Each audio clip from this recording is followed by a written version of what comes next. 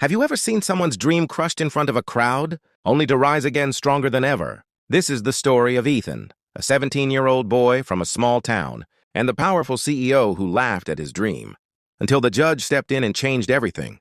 Ethan grew up fixing broken radios and gadgets in his garage. His dream? To invent an affordable solar battery that could power entire villages. One day, he entered a national innovation contest sponsored by a major energy company, Hellion Industries, led by billionaire CEO Richard Hale. On the final day of the competition, Ethan walked nervously onto the stage, holding his homemade prototype built from scraps and old wires. The audience snickered, but Ethan's eyes shone with hope. When Richard looked at the tiny device, he smirked. You call this innovation?" He laughed.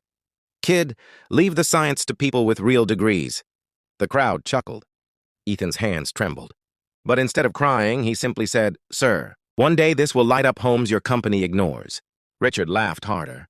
"Sure, and maybe next you'll say the judge will invest in it," he mocked. But fate has a sense of humor. A week later, Ethan filed a complaint that Helion had stolen his prototype design. It turned out someone from Richard's team had photographed Ethan's board and rushed a similar patent. The case reached court. Richard arrived in an expensive suit, confident and smirking. Ethan came in wearing the same worn-out jacket from the contest, clutching his small invention.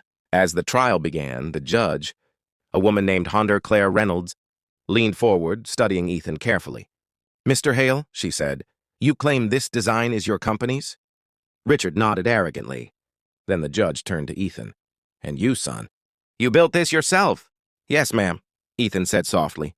"It's not perfect, but it works." Ethan plugged in his device. A small bulb flickered, then glowed brightly in the courtroom. Everyone went silent. Judge Reynolds smiled faintly. "I know that light," she whispered. "My father used to build the same way, from nothing." She turned sharply to Richard. "Your company will return the patent to its rightful owner, and you, Mr. Hale, will fund his production under supervision. This boy's dream will come true." The courtroom erupted in applause. Richard's face turned pale. Ethan broke into tears, whispering, "Thank you, ma'am." As he walked out holding his invention, the judge said softly, "Don't ever let the powerful steal your light, son." And Ethan?